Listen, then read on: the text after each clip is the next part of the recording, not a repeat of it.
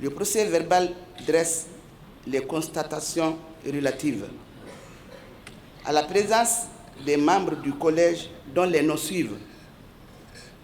Colonel Malik Ndiaou, président de séance. Colonel Amara Doumbia, en sa qualité de membre du Comité national pour le salut du peuple, CNSP.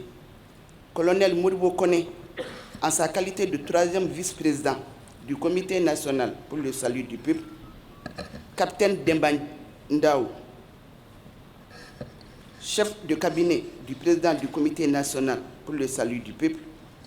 Monsieur Ould Sidat Sid Ibrahim, en sa qualité de représentant de la coordination des mouvements de l'Azawad SEMA.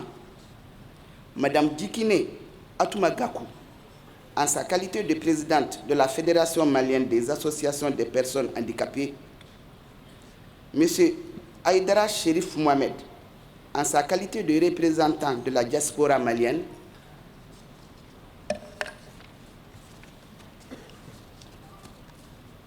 Monsieur Aruna Touré, en sa qualité de porte-parole de la plateforme SMFPR Gacha MAA.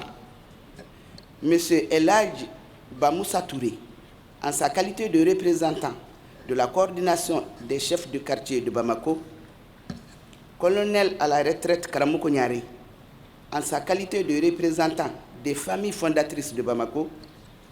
Colonel Sadio Kamara, en sa qualité de deuxième vice-président du Comité national pour le salut du peuple.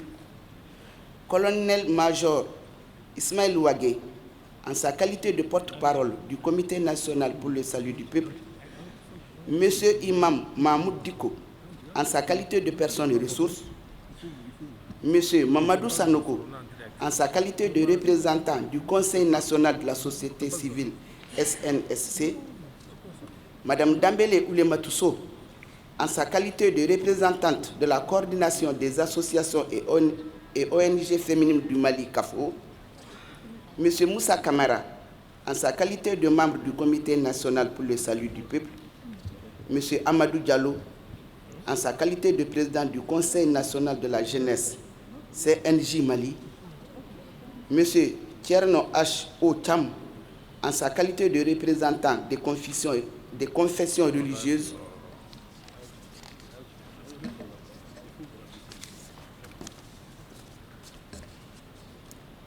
Monsieur Mamadou Djamoutani, en sa qualité de représentant des confessions religieuses. L'ouverture des travaux a été marquée par 3 discours et 16 interventions portant principalement sur des demandes d'information, de clarification et de précision. Le colonel Malik Ndiaou, en sa qualité de président de séance, a souhaité la bienvenue à tous les participants. Après un tour de table de présentation des participants, il a repris la parole pour proposer le nom de M.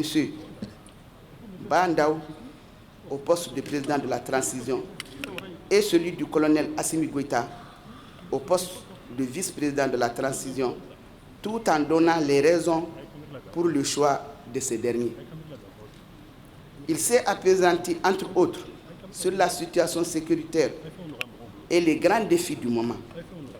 Il a ensuite donné la parole au capitaine Ndao pour la lecture du curriculum vitae des 2 personnalités proposées. En nota bene, le procès verbal souligne à la clôture des travaux, je cite, qu'il appert des constatations que tous les membres participants ont pris acte des propositions de désignation de M. Mbandao en qualité de président de la transition et celle du colonel Assimi Goïta en qualité de vice-président de la transition et ont rassuré de leur accompagnement tout au long du processus